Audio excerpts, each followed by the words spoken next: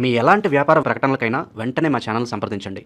అందరికీ నమస్కారం. నేను శిరీష. ఈరోజు మనతో పాటు ఉన్నారు ప్రముఖ ఆధ్యాత్మికవేత్త ప్రొఫెసర్ డాక్టర్ ముల్లపూడి సత్యనారాయణమూర్తి గారు. గురుగారితో మాట్లాడదాం. గురుగారు నమస్కారం. నమస్కారం అమ్మా శిరీష. గురుగారు, ఈ డిసెంబర్ మాసంలో మేషరాశి వారికి ఎలా ఉండబోతుంది అంటారు? ముఖ్యంగా మేషరాశి వాళ్ళు ఏలినాటి శని ప్రభావం ఉందంటున్నారు. సో వీళ్ళు ఎలాంటి జాగ్రత్తలు తీసుకోవాలి? ఏ దైవాన్ని పూజించమంటారు? పెళ్లి కల వచ్చేసిందే బాలా అని మేషరాశి వాళ్ళందరికీ కూడా ఏలినాటి శనిలో పెళ్లి కల వచ్చేసింది, ప్రేత కల రాలేదు.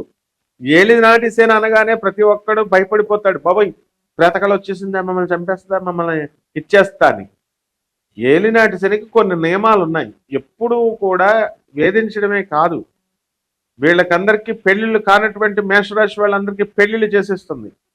ఒక 50 సంవత్సరాలు ఈ అమ్మాయితోనే ఉండరా, పెళ్లి చేసుకుని వేరే అమ్మాయిని చూడకరా స్టూపిడ్ ఫెలో అని చెప్పి వివాహం చేస్తాడు శనీశ్వరుడు. కారణం ఏంటి?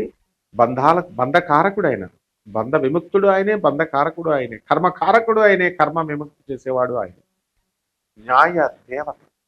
కాబట్టి చూస్తాడు, అబ్జర్వ్ చేస్తున్నాడు. ఎవడు పెళ్లి కావట్లేదని వాళ్ళ నాన్న. ఇప్పుడు కాలం ఎలా మారిపోయింది. ఇప్పుడు కూడా కొడుకులు కూతుర్లు పెళ్లిళ్ళకి వచ్చి పెళ్లిళ్ళు పెద్దవాళ్ళు అయితే చాలా ఫ్యామిలీస్ ఉన్నాయి. అలాగా వాళ్ళ పెళ్లిళ్ళ గురించి అడగకుండా వాడి రొమాన్స్ గురించి, వాడి పెళ్లిళ్ళ గురించి, వాడి ప్రేయస్సుల గురించి ఆలోచించేటటువంటి తల్లిదండ్రులు కూడా ఉన్నారు. That is the pity. అంటే ఇది అలాంటిది. మరి అరే వీడికి ఇంకా పెళ్లి చేసే వయసు వచ్చింది, వీడికి పెళ్లి చేసే శనీశ్వరుడు చేసేస్తాడు అనమాట. ఇల్లు లేనటువంటి వాళ్ళకి ఇల్లు కట్టించేస్తాడు. ఒక 50 సంవత్సరాలు ఇంట్లో పడరా ఉండు. పిల్లలు లేనటువంటి వాళ్ళకి పిల్లలు లేరండి బాధపడతా ఉంటారు. పిల్లలు పుట్టిన తర్వాత తెలుస్తుంది అనమాట అందరికీ. ఏంటి ఎందుకు పిల్లలు లేని వాళ్ళు ఎంత హ్యాపీగా ఉన్నారండి. వీళ్ళు కరెక్ట్గా వీళ్ళ సరదా తీర్చేస్తారు వాళ్ళు. కాబట్టి పిల్లలు లేనటువంటి వాళ్ళకి పిల్లల్ని ఇచ్చేస్తారు. పిల్లల్ని ఇచ్చేసి ఎస్ వీళ్ళతో పాటు ఉండు, వీళ్ళని చదివించు, పెంచు, పెద్ద చేయ, రోజు స్కూళ్ళకి దింపు, ఇది పెద్ద డ్యూటీ వేసేస్తారు. సో ఈ విధంగా 3 లాభాలు ఈ మేషరాశి వారికి ఉన్నాయి. ఇంకేం కావాలమ్మా?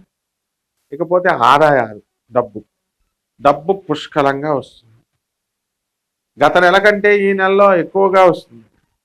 కాబట్టి నాకు 10 సంవత్సరాల నుంచి డబ్బులు రావట్లేదండి, ఉద్యోగం లేదండి అనేవాళ్ళు పాపం ఉంటారు. ప్రశ్నలు, అరే నాయన దండం పెడతా మీకు, మీరు వెళ్ళి పని చేయండి, ఏదో ఒక చోట పని చేస్తే వస్తుంది.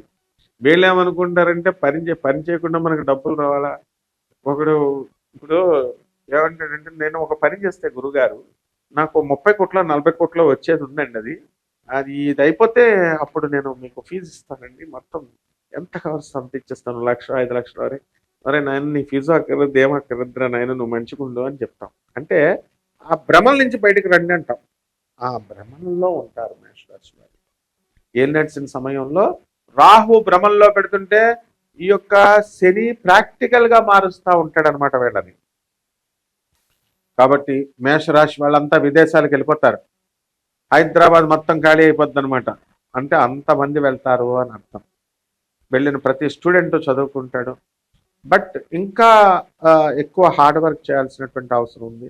ఇప్పుడున్నటువంటి యువత కేవలం చదువు మీద దృష్టి పెట్టకుండా వీళ్ళు కొంతమంది ఎంటర్టైన్మెంట్ ప్రోగ్రామ్స్ అని, వీడియోలని, కాస్త వయసు వస్తే వీళ్ళంతా ప్రేమ వ్యవహారాల్లో ఇరుక్కుపోతున్నారు.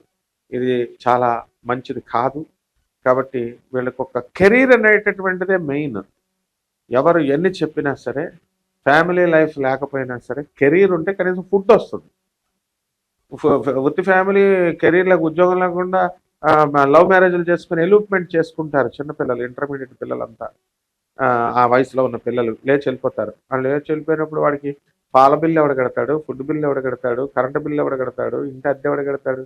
ఓ 2 నెలలు 3 నెలలు వాడి దగ్గర ఉన్న డబ్బులతో మేనేజ్ చేసుకుంటారు ఇద్దరు. ఆ తర్వాత నుంచి వచ్చే కష్టాల నుంచి ప్రాబ్లమ్స్ వస్తాయి. వెల్ సెటిల్ అయిన తర్వాత లవ్ చేయండి అంటే ముందే చేస్తాం, దుకాణం పెడతారంటారు వీళ్ళు.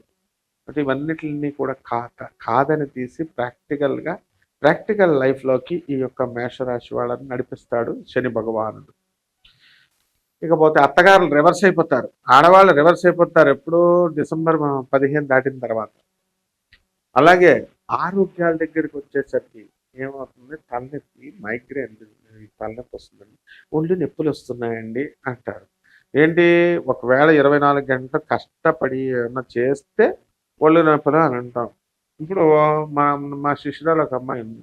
అక్కడికి వచ్చేసి వాళ్ళ ఫారెన్ నుంచి వాళ్ళ ఆయన ఫ్రెండ్ ఒకడు వచ్చి, అబ్బా ఎంత నీట్గా పెట్టావమ్మా, ఎంత నీట్గా పెట్టావు కిచెన్, మా ఆవిడ ఎక్కడ సామాన్ అక్కడే పడేస్తుంది అని చెప్పేసి వాడు మెచ్చుకుంటుంటే ఈ అమ్మాయి మురిసిపోతుంది. ఈ అమ్మాయి వాళ్ళ హస్బెండ్ చాలా ఇంటెలిజెంట్, చాలా మంచోడు. ఒకటే అన్నాడు, అసలు నువ్వు మెచ్చుకుంటున్నావు నాయన, బాగానే ఉంది, అసలు ఈమె కిచెన్లోకి వచ్చి వారం రోజులు అయింది, ఇప్పుడు రోజు కిచెన్ చేస్తుంటే మురుకుందా లేదా ఏదుందో తెలుస్తుంది. వారం రోజులు కిచెన్ ఉండకుండా రోజు ఇదే ఆర్డర్లు పెట్టుకుని తినేస్తున్నారు ఇంటిల్లో పాది. అప్పుడు ఇంక కిచెన్తో పని ఉంటుంది. కాబట్టి అలా కాకుండా వీళ్ళంతా కూడా మేషరాశి వాళ్ళు హార్డ్ వర్క్ చేస్తారు, కష్టజీవులు. ఇక ఎంటర్టైన్మెంట్స్ మేషరాశి వాళ్ళు చాలా తక్కువ అనమాట. అందులో డిసెంబర్ నెలలో వీళ్ళు అసలు బ్రహ్మాండంగా వీళ్ళు విందు వినోద కార్యక్రమాలే ఈ నెలంతా కూడా అనమాట. ఎందుకంటే శుక్రుడు కాబట్టి ఈ రకంగా చిట్టి పాటల వ్యాపారం చేస్తున్నటువంటి వాళ్ళు షూరిటీలు చూస్తేనే కానీ చూసుకుంటే కానీ ఇవ్వకూడదు. ఇస్తే కొంచెం మళ్ళీ లాస్ అయ్యారని బాధపడతారు. రియల్ ఎస్టేట్ బిజినెస్ చేసేటటువంటి వాళ్ళు ఏమో నోటు దగ్గరికి వస్తుంది గురువుగారు, నోటు దగ్గరికి వచ్చి ఆగిపోతుందండి అంటారు. మరి జాగ్రత్తగా చేయాలి, దురాశగా ఎక్కువ చెప్తే ఎవరుకుంటారు. అలాగే బిల్డర్లు ఏమండి, మేము అప్పులు చేసి చాలా అప్పులు చేసామండి, మేము కోట్ల రూపాయల అప్పులు 10 రూపాయలు వడ్డీకి తెచ్చామండి, కానీ మాకు అవ్వట్లేదండి అని బాధపడేటటువంటి వాళ్ళకు కూడా వాళ్ళకి అమ్ముడు అవుతాయి అన్నమాట. అలాగే గురుగారు ఈ సినీ రంగాల వారికి, కళాకారులకి, అలాగే రాజకీయ రంగంలో ఉన్న వారికి ఎలా ఉండబోతుంది అంటారు మరి మాసం అంతా? సినీ రంగంలో, రాజకీయ రంగంలో ఉన్న వాళ్ళు ఎప్పుడు కూడా హ్యాపీగానే ఉంటారు. ఎందుకంటే సినిమాల్లో పాపం కొత్త ప్రాజెక్ట్స్ రావాలి వీళ్ళకి. ఆ ప్రాజెక్ట్స్ ఇచ్చా వీళ్ళు చేసుకుని సక్సెస్ఫుల్గా మంచి పేరు తెచ్చుకుంటారు. ఈ యొక్క రాహు లాభంలో ఉన్నాడు కాబట్టి. అలాగే రాజకీయ నాయకుల్లో ఉన్నటువంటి వాళ్ళకు కూడా వీళ్ళకి పదవులు రావడానికి అవకాశాలు అధికంగా ఉన్నాయి. అంటే కష్టపడతారు. మేషరాశి వాళ్ళు డిసెంబర్ నెలలో విపరీతంగా కష్టపడతారు. కష్టపడినప్పుడు కష్టే ఫలే, ఆటోమేటిక్గా రిజల్ట్ వచ్చేస్తుంది. కాబట్టి ఈ యొక్క రాశి వారి ఇవన్నీ కూడా మనము సూచనప్రాయంగా మనం కోట్ల మందికి కామన్ ప్లాట్ఫారం మీద చెప్పేటటువంటి ఫలితాలు. అయితే యాక్చువల్గా ఎవరి వ్యక్తిత్వము, ఎవరి వ్యక్తిగత జాతకం వాళ్ళు తెలుసుకోవాలనుకున్నప్పుడు వాళ్ళకి ఎప్పుడు జాతకం వికసిస్తుంది, ఎప్పుడు వాళ్ళకి ఉద్యోగం వస్తుంది, ఎప్పుడు వీళ్ళకి మరణం వస్తుంది, ఎప్పుడు వీళ్ళు అది మరణం కూడా చెప్పొచ్చు, కానీ శాస్త్రరీత్యా మనం కొన్ని విషయాలు చెప్పకూడదు అనమాట. But we can assess definitely which is the bad time, ఎప్పుడు యాక్సిడెంట్లు అవుతుంది. ఈ రకంగా వీళ్ళందరూ కూడా ఎప్పుడు ప్రతి ఇన్సిడెంట్ని కూడా పిల్లలు ఎప్పుడు కలుగుతారు, తర్వాత ఉద్యోగం ఎప్పుడు వస్తుంది, ఇలా పిన్ పాయింటెడ్గా మనము ఈ జాతక విశ్లేషణ అనేటటువంటిది మనం చేయొచ్చు.